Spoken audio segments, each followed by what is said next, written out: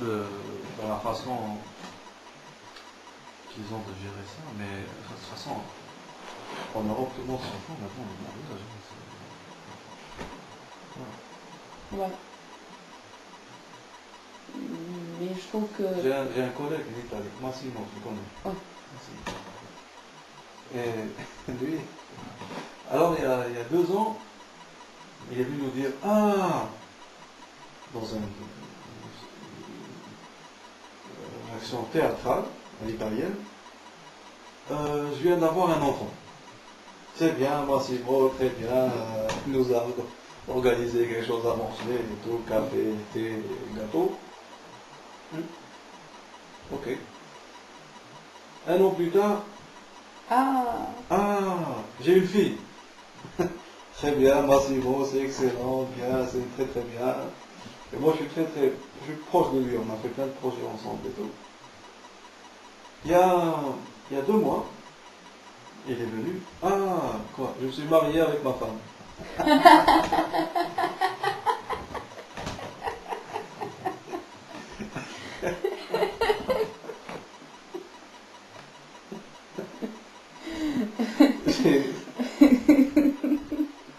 Oui. Bah, ici, effectivement, ils font les choses à l'envers. À l'envers.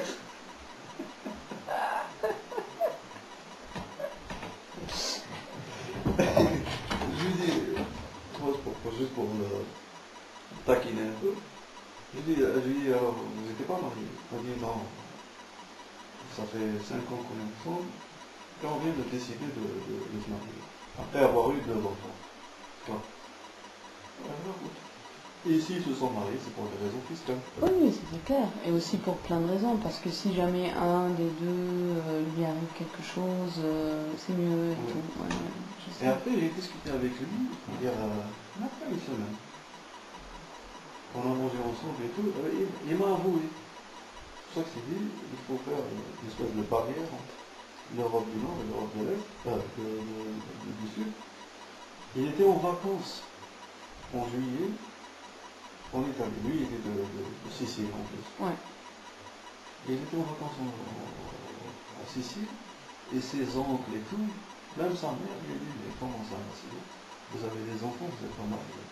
C'est pas normal. Tu vois. Et il m'a dit, il m'a avoué, il m'a dit, oui, ma mère m'a dit, comment ça, vous êtes pas mariés, vous avez des enfants, il faut peut-être penser à... Il m'a dit, voilà. Il m'a dit, mais sa femme, lui, voilà. Sa femme, elle est allemande. Hein. Ben oui, j'imagine. Il m'a dit, c'était pas... Il m'a dit, c'est ma famille qui m'a un peu... qui m'ont dit... voilà. Marie-toi. Marie-toi, un peu. Et voilà, il l'a fait. Et les raisons fiscales, bien sûr. Hein. Ouais, en Allemagne surtout. Ouais, en Allemagne surtout, ça va C'est bien. la raison majeure des mariages en Allemagne. J'ai lu ça une fois quelque part. La raison fiscale. Ouais. Mais c'est marrant parce que hier, j'ai rencontré un Suédois qui est de mère polonaise et de père irakien kurde. Et lui, il est suédois. Et c'est super marrant parce qu'il m'a raconté ses parents se sont mariés dans les années 70 en Pologne. Ils ont célébré un mariage musulman, puisque son père est musulman, bien sûr.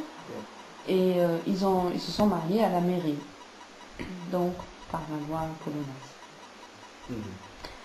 Et puisque dans les années 70, l'église catholique, elle interdisait un mariage mixte, c'est-à-dire quand tu te maries dans une église catholique, il était obligatoire que les deux sont des catholiques.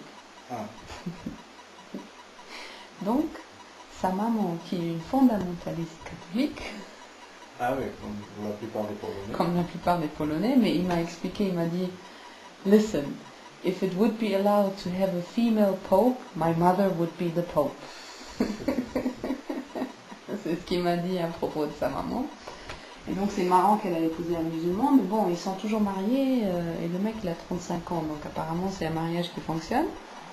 Et donc, la maman, puisqu'elle est fanatique catholique, elle, depuis le mariage avec son mari, elle est persuadée d'avoir commis un crime devant Dieu, quoi. Et puisque elle a fait un truc haram, elle n'avait plus le droit de participer à un rituel durant Pâques. C'est durant Pâques, quand ils reçoivent le petit truc, la pastille à manger, là, pour qui symbolise le corps de Jésus. Enfin bref.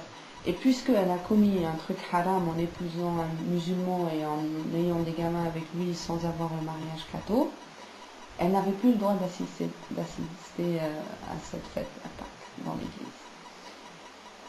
Il m'a dit en 99 ou en 2000, le Vatican a changé cette loi catholique. Et en 2000, sa sœur aînée était déjà mariée, elle attendait son premier gamin.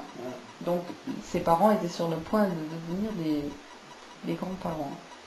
Et elle attendait pendant toute sa vie que le Vatican change cette loi. Et elle insistait. Quand ils ont changé la loi, elle est partie voir son mari et elle lui a dit « Farid, c'est bon, on part directement à l'église et on va recélébrer notre mariage comme ça. Je peux repartir à Pâques dans l'église et avoir ma pastille dans ma bouche. » Et c'est lui qui t'a raconté ça? Ouais. Il m'a dit son père, bien sûr, il était ravi que sa femme pendant 25 ans vivait pour elle, c'était vraiment du haram, quoi. Il m'a dit, elle a fait 3 fois plus de prières et elle espérait que le Vatican change cette loi avant sa mort. Ouais, mais c'est un mariage qui a fonctionné et qui fonctionne toujours. Et il m'a dit, ah ouais, ça c'était super rigolo, il m'a raconté, et il a été baptisé, malgré que son père les a nommés musulmans, son père était assez libre d'esprit de laisser sa femme baptiser les gamins à l'église catho en Pologne. Mais il a insisté que lui, il choisisse aussi un des parrains, tu vois. Et donc, comme parrain, il voulait avoir son meilleur ami. Et son meilleur ami, comme par hasard, c'est un juif. Donc, il m'a dit... Ça n'arrange pas les choses. Hein. Attends. Et chez les cathos, le parrain doit être aussi catho. C'est impossible que c'est une autre religion. Ils sont vachement stricts. Et donc, il m'a expliqué que son parrain était un homme adulte, bien sûr, a été baptisé dans la même église où lui, en tant que bébé, une semaine plus tard, s'est fait baptiser, tu vois. Un speed baptizing pour son parrain, parce que c'était un juif athée qui s'en foutait pas mal du judaïsme, et donc il a dit à son meilleur ami, écoute, bien sûr, je vais être le parrain de ton enfant, je vais partir voir le prêtre, je vais lui dire que oui, et c'est bon quoi, je suis une catho. Et donc pendant le baptême de mon ami suédois, il y avait aussi, puisque son parrain était fier d'être parrain de ce bébé, il a invité toute sa famille. Donc il y avait la maman juive. Ouais. Et quand le prêtre a appelé le juif pour venir devant, lui, il a dû dire « In nomine Christi, Padre », et il a dû dire tous ces trucs des cathos pour dire « Voilà, moi je suis catho ». Quand la maman juive, une vieille dame de 60 ans, il m'a dit, elle a vu ça dans l'église, elle a commencé à allumer sa clope. Ah ouais. Et elle a tiré à grand taf parce qu'elle venait de se rendre compte que son fils juif était devenu un catho.